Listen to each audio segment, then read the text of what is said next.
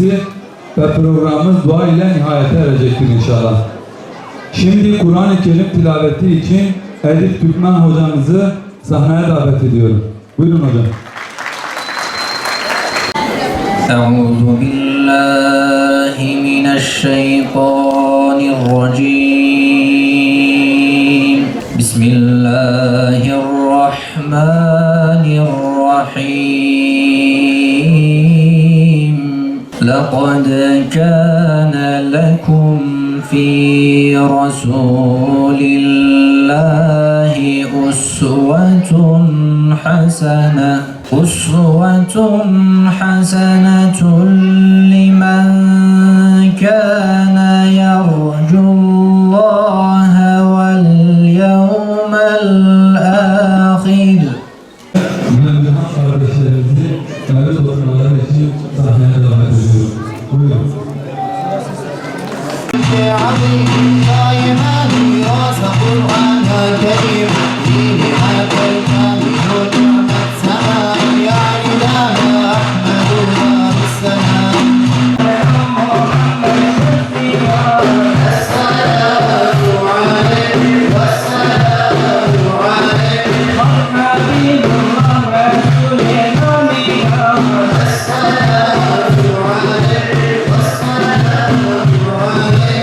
Değerli hocalarım, seydalarım, abilerim, kardeşlerim, minik canlar, hepiniz hoş geldiniz bacılarım, ablalarım ve Peygamber Aleyhisselatü Vesselam'ın sevdasının talipleri, hepiniz programımıza hoş geldiniz. Erdemli Gençlik Kulübü diğer paydaş kulüplerle beraber Yaşayan Diller Kulübü, İhya Nesil Kulübü ve İlahiyat Öğrenci Topluluğu'yla beraber bu programın yapılmasına vesile oldular.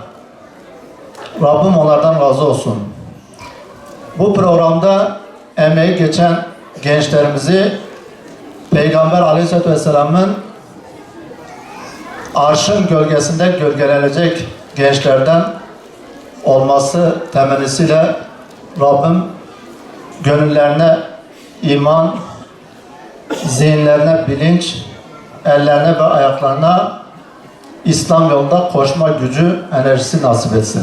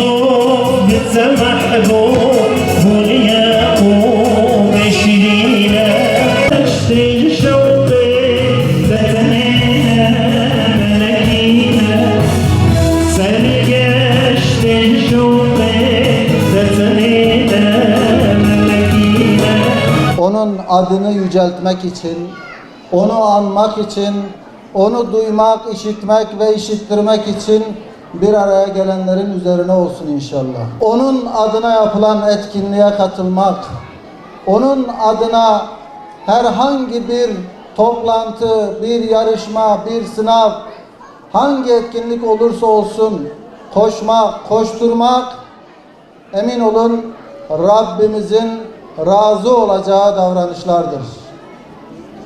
O Allah'ın Habibidir. O alemlere rahmet olarak gönderilendir. o usve-i hasene, içinde bulunduğumuz ahir zamanın en güzel örnekliğidir. Bizler Peygamber aleyhissalatu vesselam'ı hakkıyla tanırsak, onun siretini, onun davasını, onun mesajını hakkıyla anlarsak, onun o manevi şahsiyetini, hakikati Muhammediye'yi, nuru Muhammediye'yi gerçek manada anlarsak, emin olun işte o zaman hem şahsi hayatımızda hem toplumsal hayatta büyük bir değişimin, dönüşümün başlangıcı demektir. Kimdir Hazreti Muhammed Aleyhisselatü Vesselam? Onun manevi şahsiyetini nasıl anlamalıyız? Değerli kardeşlerim, Rabbimizi bize tarif eden 3 külli muarrif var. Şüphesiz biz biliyoruz ki kutsi bir hadis üzere Rabbimiz buyuruyor, bilinmez bir hazineydim, bilinmek, tanınmak istedim. Alemin yaratılışından maksat, insanın yaratılışından maksat, o insan içerisinde en eşrefi, en kıymetlisi olan Hazreti Muhammed Aleyhisselatü Vesselam'ın gönderilişinden maksat, Rabbimizin kendini tanıtmak istemesi, kendini bildirmek istemesi. İşte bu yüzdendir ki Rabbimiz bize 3 külli muarrif göndermiş. Yani kendisini en mükemmel şekilde, eksiksiz bir şekilde tarif eden, tanıtan, anlatan 3 tanıtıcı, 3 muallim var. Birincisi şu Kitab-ı Kebir-i Kainat. Kainatın kendisi bir kitaptır. Galaksiler, gezegenler birer sure. Dağlar, denizler, gezegenler her biri birer ayet, birer cümle. Bize Rabbimizi tanıttırıyor, bize onu anlatıyor, onu tarif ediyor. İkinci tanıtıcı, muarrif, külli muarrif Kur'an-ı Kerim'dir. Rabbimiz kitabında eksiksiz bir şekilde, en mükemmel şekilde kendisini ayet ayet anlatmış, tanıtmış. Ve üçüncüsü Hazreti Muhammed Aleyhisselatü Vesselam'dır. O hem bu iki kitabın muallimidir, hem hayatıyla, siretiyle Rabbimizi bize en mükemmel şekilde tarif eden bir muarriftir. Kainatı onunla gerçek manada okuyabilir, tanıyabilir, anlayabiliriz.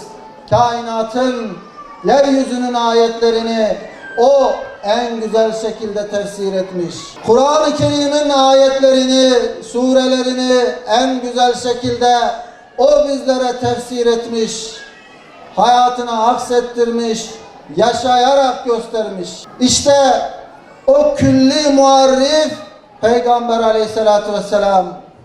Madem Rabbimiz kainat gibi, Kur'an gibi manidar kitaplar göndermiş, o zaman her harfinde binlerce mana olan bu kainat kitabının, o Kur'an'ın muhatabı olan insan içinde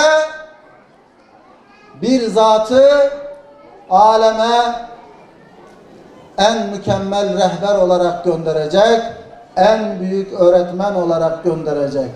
İşte o bizim Peygamberimiz Hazreti Muhammed Mustafa Aleyhisselatü Vesselam'dır. Rabbimizin Habibine olan muhabbeti de onun bu vazifesinden dolayıdır. Bu vazifeyi en mükemmel şekilde yerine getirdiği için Habibullah makamına erişmiştir. Emin olun, üstadın tarifiyle diyor ki, şu aleme, şu kainata bir kitap nazarıyla bakacak olursak, Nur-u Muhammedi o kitabın katibinin kaleminin mürekkebidir. Eğer şu aleme bir mücessem, cisimleşmiş bir hayat sahibi bir varlık olarak bakacak olursak, Nur-u Muhammedi o alemin ruhu olur, ruhu. Nasıl ki bedende ruh neyse, şu alemi de öyle mücessem bir hayat sahibi farz edelim. Şu alemin ruhu Nur-u Muhammedi Aleyhisselatü Vesselam'dır. Merhaba yar, merhaba sevgilim. Melekler adedince kainat dolusu merhaba yar. Merhaba ey kalbimizdeki tek intizar. Hoş geldin ezel ikliminden. Gelişinle yeryüzü pırıl pırıl, gökyüzü ışıl ışıl, haneler cıvıl cıvıl. Zulüm saraylarında vaveyla koptu, kahinlerin ruhunu biçti cinnet. Bu gelen put kıran Muhammed, İbrahim'in oğlu 18 bin aleme rahmet.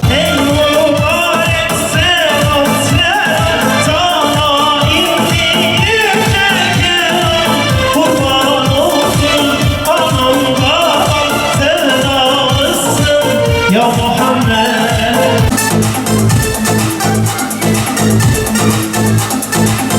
Bırakın inem, benim ömrüm inem, devlet dünyayı eylesin inem. Anne babalarımıza karşı salih ve saliha evlatlardan eyle.